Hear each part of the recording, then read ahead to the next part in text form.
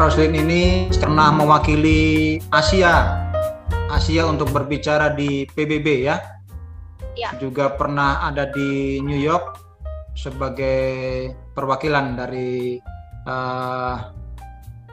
anak Asia. Ya.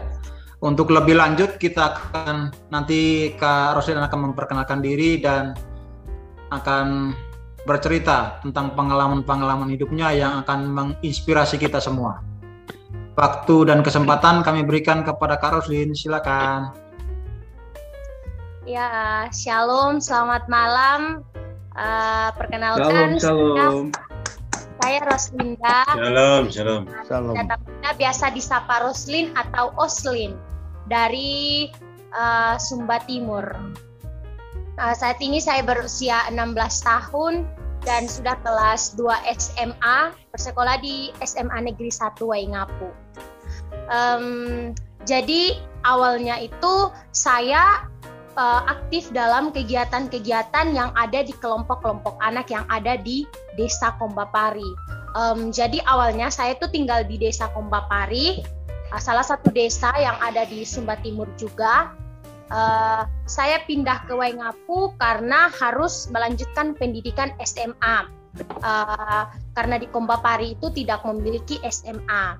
Nah, selama saya di Kombapari itu, saya aktif mengikuti kegiatan-kegiatan yang diadakan oleh Wahana Visi Indonesia atau WVI. Kemudian itu saya aktif ikut kegiatan-kegiatan seperti itu dari kelas 3 SD. 3 SD saya sudah aktif hanya ikut kegiatan-kegiatan seperti ibadah di gereja, sekolah minggu, terus ada kegiatan-kegiatan pengembangan minat bakat. Nah, pada tahun 2016 kalau tidak salah ada pembentukan forum anak di desa saya. Jadi pembentukan forum anak ini berdasarkan SK dari pemerintah desa, SK kepala desa, dan disupport oleh gereja, WVI, sekolah, orang tua juga. Nah, pada saat pembentukan forum anak ini saya masuk sebagai anggota forum, dan sejak saya masuk sebagai anggota forum saya lebih aktif lagi untuk melakukan kegiatan-kegiatan positif bersama teman-teman. Dan selama mengikuti kegiatan itu, saya dan teman-teman punya wadah untuk bagaimana kami bisa belajar, berkembang, bertumbuh, mulai dari hal-hal kecil sampai hal-hal yang besar. Contohnya saja, sebelum kami aktif mengikuti kegiatan-kegiatan yang diadakan oleh Wahana Visi, kami tidak tahu hak-hak apa yang menjadi hak-hak kami. Nah, setelah kami ikuti, kami mendapatkan pelatihan, kami juga mendapatkan kegiatan-kegiatan bagaimana kami diajar tentang ini hak-hak kamu begitu. Setelah kami tahu, ternyata masih banyak hak-hak kami yang belum terpenuhi. Salah satu contohnya tentang kepemilikan akta lahir, hak untuk mendapatkan identitas. Nah, di desa saya itu dulunya hanya 20% dari anak-anak yang sudah memiliki dari jumlah anak-anak yang ada di desa yang sudah punya akta lahir, sisanya belum punya, dan itu sangat susah. Anak-anak sendiri yang kami tanya, mereka kesulitan dalam belajar, tidak bisa mengikuti lomba ataupun olimpiade karena tidak memiliki identitas yang jelas atau akta lahir tadi.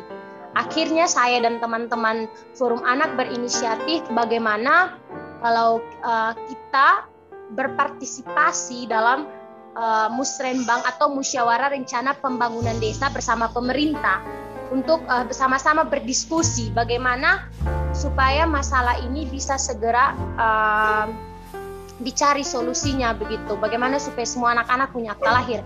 Karena ketika kami mewawancarai orang tua, kenapa tidak mau mengurus akta lahir untuk anak?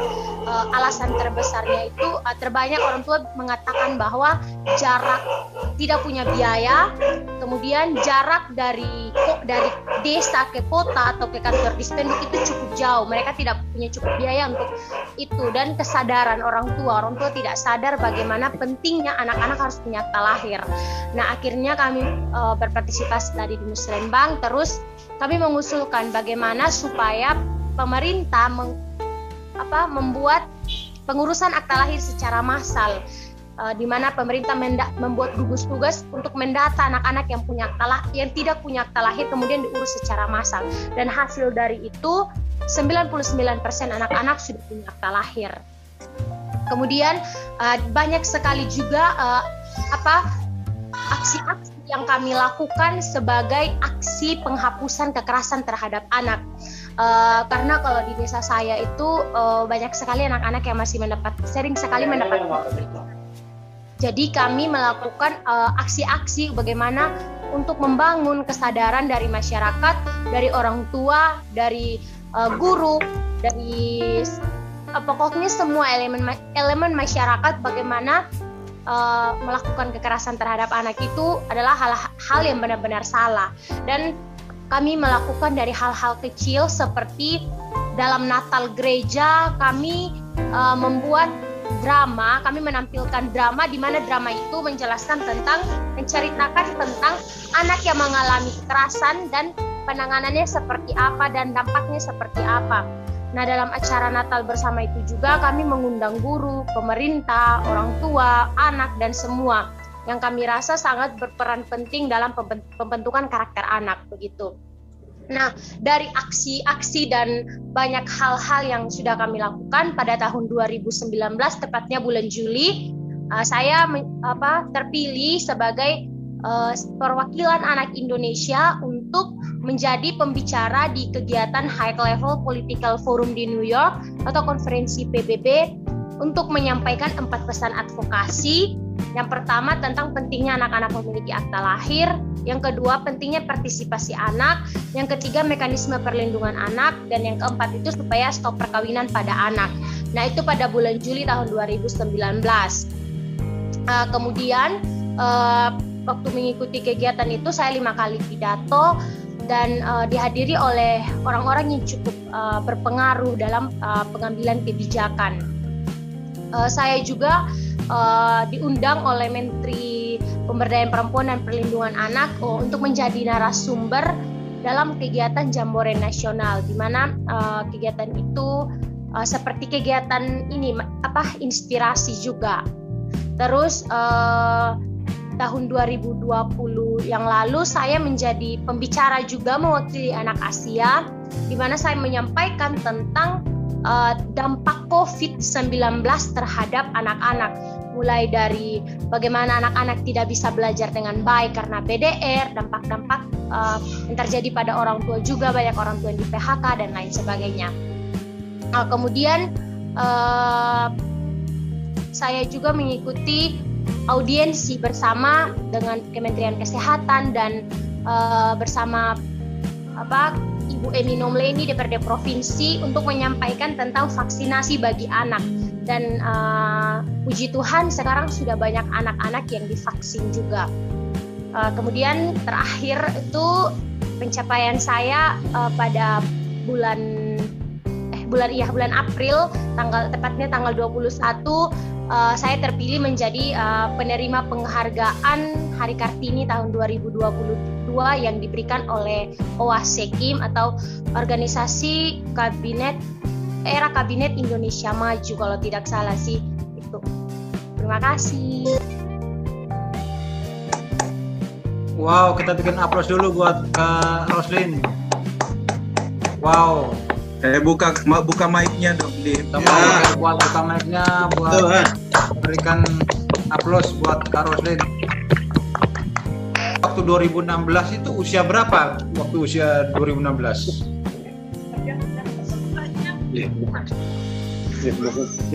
Masih kelas 1 SMP, kelas 6. Kelas 6 SD ya? Pertanyaan saya, masih usia kelas 6 SD tapi kenapa kok bisa, maksudnya sudah punya jiwa terpanggil ke situ tuh, apa yang menggerakkan Kak Roslin?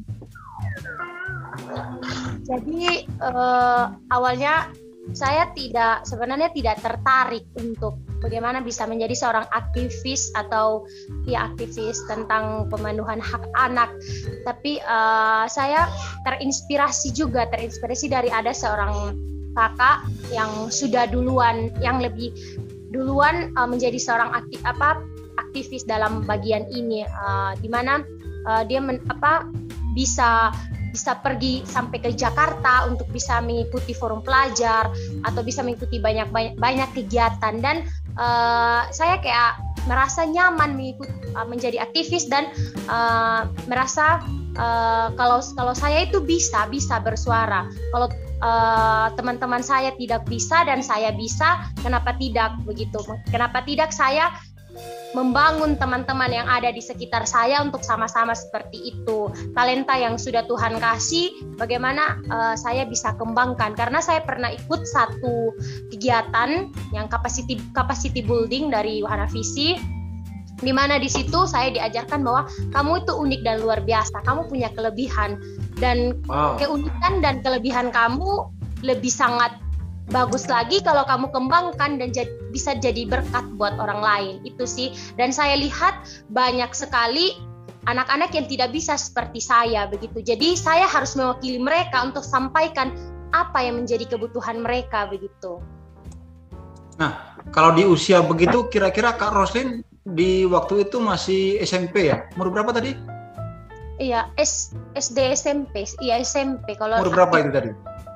Masih baru, kayak New York itu umur 14. Enggak, sebelum mulai awalnya tidak tertarik itu loh, tapi tiba-tiba tertarik dan terpanggil.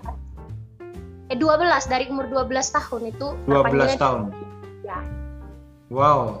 Kan tidak semua anak-anak punya daya tarik ke situ atau panggilan ke situ ya. Ya, nah, saya juga kira-kira bagaimana caranya Roslin bisa meyakinkan, mengajak teman-teman yang lain untuk juga bisa sama-sama dengan Roslin meyakinkan teman-teman yang lain bahwa anak itu punya hak-hak yang banyak, hak-hak sipil dan hak akte kelahiran, dan dari tadi saya baca dari 20% yang tidak punya bisa sampai 99% akhirnya mereka punya, itu kan luar biasa. Nah, itu bagaimana caranya Roslin bisa meyakinkan orang-orang tua yang tadinya tidak peduli, itu bagaimana caranya? Jadi kalau yang pertama anak-anak, memang awalnya susah untuk ajak anak-anak, ayo lo ikut kegiatan. Kayak kami tuh punya kegiatan namanya Rabu Gembira sama Kamis Ceria. Nah, Rabu Gembira ini khusus untuk anak-anak yang berusia SD, di mana kegiatan ini ada ibadah, ada materi juga yang disampaikan oleh kakak-kakak yang sudah SMP ataupun SMA, baik itu tentang kejujuran, kedisiplinan, dan lain sebagainya. Terus ada pengembangan minat bakat juga. Awalnya susah untuk ajak teman-teman, tetapi dari prestasi yang kalau kita sudah mulai dan kita dapat prestasi, otomatis ada yang mau ikut. Kita mengajak lewat prestasi yang kita dapat begitu. Kayak contohnya saya awal sekali waktu ke New York, pas pulang dari New York, banyak sekali anak-anak yang mau untuk ikut dalam forum anak. Banyak sekali. Nah, itu kita bisa mengajak teman-teman dari prestasi atau aksi yang sudah kita buat. Nah, kalau tadi yang Kak Yusak tanya tentang bagaimana meyakinkan orang tua, meyakinkan pemerintah, begitu. Kami punya data yang jelas, karena sebelum itu kami sudah lakukan ASA atau analisis situasi hak anak. Nah, dalam ASA ini kami tidak hanya melibatkan anak-anak saja, kami melibatkan orang tua juga, bahkan guru dan gereja juga. Nah, dalam ASA ini ada beberapa pertanyaan-pertanyaan yang kami kasih ke anak, orang tua, ataupun guru, bahkan pemerintah, dan perwakilan dari gereja juga. Dan sangat mendukung bagaimana dampak anak tidak memiliki akta lahir itu sangat besar. Dan memang faktanya ada dan bukti nyatanya ada bahwa anak memang tidak bisa bersekolah dengan baik, sampai ada yang putus sekolah. Nah, itu dari bukti-bukti itu tuh sangat meyakinkan pemerintah untuk merealisasikan apa yang kami usulkan, begitu Kak. Apakah pernah ada penolakan atau ada yang tidak menerima sehingga seakan-akan buntu jalannya? Tapi bagaimana menyemangati diri dan kelompok untuk terus memperjuangkan hak anak itu? Iya sih, awalnya begitu Kak. Kayak kami itu tidak dianggap pas awal sekali kami ikut dalam rapat-rapat dari pemerintah. Itu kan kami forum anak diundang. Nah, awalnya kami memang tidak terlalu dianggap. Loh, kenapa ada anak di sini? Ini kan rapat orang besar begitu. Itu memang awalnya kami juga takut. Setelah orang tua dikasih sosialisasi, kami meminta kepada pemerintah kasih sosialisasi sama orang tua, disupport oleh WVI, gereja kasih sosialisasi sama orang tua tentang perlindungan anak, hak-hak anak. Nah, dari sosialisasi itu orang tua sudah mulai tahu hak-hak anak. Nah, ada hak anak untuk berpartisipasi nih. Nah, berpartisipasinya seperti apa? Anak dilibatkan dalam pengambilan keputusan. Nah, sejak orang tua tahu, mereka tidak melarang ataupun tidak menolak kami lagi untuk bisa ikut dalam kegiatan-kegiatan seperti itu. Dan dari di desa kami juga sudah ada perdes tentang perlindungan anak, sehingga tidak ada dasar lagi orang tua untuk bisa menolak ataupun melarang kami berpartisipasi pada kegiatan-kegiatan yang diadakan oleh pemerintah. Wow, terkagum-kagum sekali ya sama apa yang Roslin di usia sekian bisa melakukan banyak kali itu. Rasanya kita yang lain ini kok belum sampai segitu ya. Itu Raden Ajeng Kartini ya dari Sumba Timur. Sekali lagi kita berikan aplaus dulu buat Roslin yang begitu gigih. Nah, sekarang saya mau tanya Kak Roslin, waktu pertama bisa diundang untuk mengikuti di New York, ikut di Jambore Nasional, apalagi berbicara di PBB, dan banyak lagi kegiatan-kegiatan yang tadi Kak Roslin sudah sebut tadi. Nah, kira-kira waktu awalnya bisa sampai ke sana tuh bagaimana? Membayangkan, mempersiapkan mentalnya seperti apa tuh? Jadi awalnya itu cerita awal saya bisa ke sana itu malam hari itu saya di rumah saja baru selesai belajar, terus tiba-tiba staf WVI, manajer WVI datang ke rumah rame-rame gitu, terus datang kasih tahu kalau saya itu ini mau dicalonkan untuk ini ya, waktu ke ini Kak, untuk supaya diketahui untuk ke sana, untuk ke New York itu kami masih seleksi anak se-Indonesia dampingan WVI. Jadi bukan saya langsung terpilih, tidak, kami masih pakai seleksi waktu itu. Nah, dari hasil seleksi baru puji Tuhannya saya yang terpilih. Terus saya dikasih tahu setelah seleksi itu, seleksinya kayak saya potong, seleksinya dari berapa banyak wilayah? NTT saja atau se-Indonesia? Se-Indonesia Kak, se-Indonesia yang dampingan dari Wahana Visi Indonesia. Saya kurang tahu berapa, tapi dampingan Wahana Visi Indonesia yang ada di seluruh Indonesia itu seleksinya gitu. Kalau khusus dari Sumba Timur ada 3 orang. Saya ketua forum anak sama wakil ketua forum anak Kabupaten Sumba Timur. Karena waktu itu saya masih ketua forum anak Desa Kombapari. Iya. Terus seleksinya itu kayak, karena seleksinya kami hanya buat video. Nah, dalam video itu kami hanya perkenalan diri, terus kami menjelaskan tentang hal-hal yang sudah kami lakukan seperti yang saya ceritakan tadi, kayak buat drama, kami berpartisipasi dalam berpartisipasi dalam musrenbang dan lain sebagainya. Nah, akhirnya dari seleksi itu puji Tuhan saya terpilih. Nah, dari terpilih itu cukup banyak sekali tantangan yang saya hadapi, di mana bentrok sama waktu sekolah, karena waktu persiapan itu saya masih belum libur. Pas yang sudah ke New York itu baru libur kenaikan kelas, jadi tidak mengganggu waktu belajar. Pas mengganggu waktu belajarnya itu hanya 1 minggu ketika mau pulang karena saya masih harus ketemu media dan lain sebagainya, jadi harus izin di sekolah selama seminggu. Tapi selama di sana memang pas waktu libur, karena libur kenaikan kelas, saya naik ke kelas 3 SMP. Oke. Itu persiapannya cukup panjang sekali. Sejak dikasih tahu saya lolos, mulai dari persiapan buat video untuk kirim ke sana, dan buat videonya yang tidak biasa-biasa, yang harus benar-benar ikut kriteria, kalau tidak ditolak begitu. Dan itu sangat susah, di mana saya harus menghafalkan banyak sekali kata-kata untuk disampaikan dalam waktu yang cukup singkat. Itu tantangan bagi saya. Terus bagaimana saya bisa mengatur waktu untuk saya bisa belajar atau bisa fokus ke persiapan ini begitu. Terus di mana kadang waktu itu yang mengurus paspor, yang itu benar-benar saya rasa Tuhan sungguh luar biasa. Tuhan benar-benar menyatakan mujizatnya. Waktu itu saya ditolak untuk ke New York, tidak diterima karena tidak dikasih paspor karena katanya perdagangan anak, begitu kan. Nah, waktu itu saya didampingi oleh staf WVI untuk ke Kupang untuk mengurus paspor. Nah, setelah sampai di Kupang, hari pertama kami pergi ke tempat pengurusan paspor, itu tidak diterima karena katanya saya masih 14 tahun dan masih sangat di bawah umur karena belum punya KTP, dan mereka minta saat itu juga harus ada orang tua kandung, sedangkan orang tua saya ada di desa di Kombapari, mau telepon juga tidak bisa karena di Kombapari itu tidak punya jaringan. Setelah kami berdiskusi sama petugas di sana, mereka tetap tidak mengizinkan saya untuk mengurus paspor. Akhirnya kami pulang dengan tidak menghasilkan apa-apa. Sudah mau hampir putus asa, tapi saya telepon sama bapak, terus saya bilang, "Bapak, ini bagaimana ini? Saya belum dapat paspor." Karena mereka bilang, "Saya masih anak di bawah umur, harus ada orang tua kandung." Terus bapak selalu kasih ingat saya, "Nona jangan lupa untuk berdoa. Berdoa saja, sampaikan semua sama Tuhan Yesus. Percaya besok Tuhan Yesus sudah kasih solusi.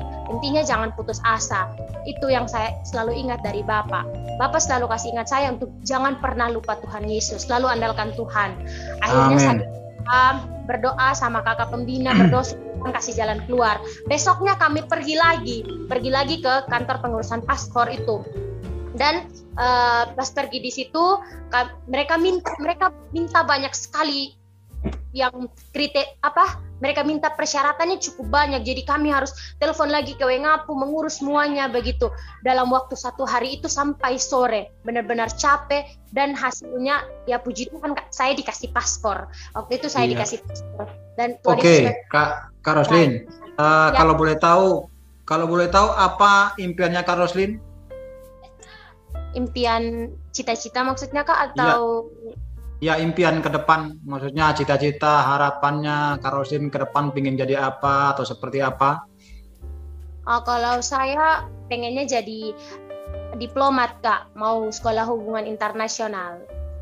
Wow, semoga dikabulkan ya, terus berdoa, terus berjuang, terus kunci-kuncinya, kiat-kiatnya untuk bisa sukses itu dari Kak Roslin apa? Kalau dari saya sih yang pertama itu selalu andalkan Tuhan Yesus.